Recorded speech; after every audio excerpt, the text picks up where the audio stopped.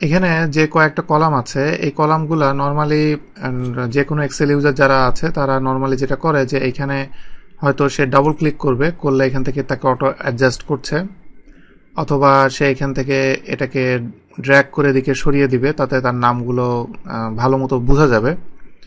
এই যে এই সেটিংগুলা দেখেন এখানে রেজাল্ট সেকশনটা দেখা যাচ্ছে না, অথবা এখানে কিছু নাম্বার আছে, নাম্বারগুলা নিউমেরিক ভ্যালুগুলা এখানে দেখা যাচ্ছে না। এই যে এই অ্যাডজাস্টটা এটা আপনি চাইলে একবারে করতে পারেন। এখানে দেখেন গ্রেডের যে সেলটা এই কলামটা অনেক বেশি স্পেস নিচ্ছে, আমার তো এত স্পেস এখানে দরকার নাই। এইগুলো আপনি একবারে আপনি চেঞ্জ করতে পারবেন। কিভাবে দেখেন, এখানে বাম দিকে কোনায় এই যে এই পোর্শনটা, এই জায়গায় আমি যদি একটা সিলেক্ট করি, পুরা এখানে সেল কলাম যা আছে সব সিলেক্ট হবে একসাথে।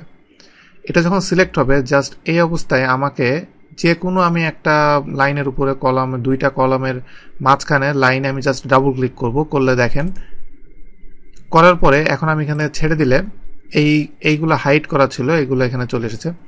আমি এটা করার পরে এখানে দেখেন যা যতটুকু জায়গা দরকার সে কিন্তু এখানে ততটুকু জায়গা নিয়েছে, আমাকে বারবার আলাদা আলাদা করে এখানে অ্যাডজাস্ট করা লাগে নাই।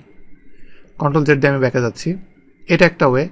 আর একটা ওয়ে হলো যে আমি সব একসাথে সিলেক্ট না করে আমি এখানে সবগুলাই সিলেক্ট করতে পারি, অথবা আমি এই কলাম এবং এই কলাম, এই তিনটা কলাম একই উইথের হবে। সেই ক্ষেত্রে আমি যে কোনো একটার উপরে সিলেক্ট করে আমি যে ড্র্যাগ করতেছি, আমি ড্র্যাগ করে যতটুকু দিব শুধুমাত্র সেইটার উইথে সবগুলা চেঞ্জ হবে। যেমন আমি এখানে অনেক বেশি করে ড্র্যাগ করে দিলাম, এতে দেখেন কি হলো যে সবগুলো সেম হলো, কিন্তু সবগুলো উইথ একইভাবে চেঞ্জ হয়ে গেছে। তো এইভাবে আপনি চাইলে চেঞ্জ করতে পারবেন।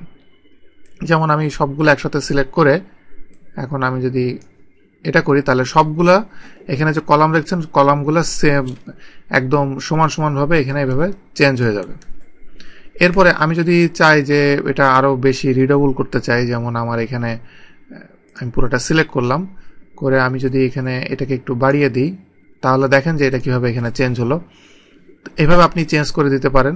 অথবা যদি দেখেন যে না এটা বেশি খারাপ লাগছে, পুরোটা সিলেক্ট করে যে কোনোটার উপর ডাবল ক্লিক করলেই আগের ফরম্যাটে চলে আসবে।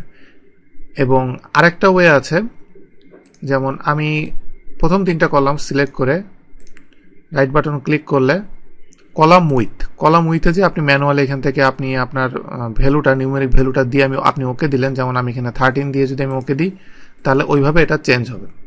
তো এইভাবে কয়েকভাবে শর্টকাটে আপনি এই চেঞ্জগুলো আপনি করতে পারবেন।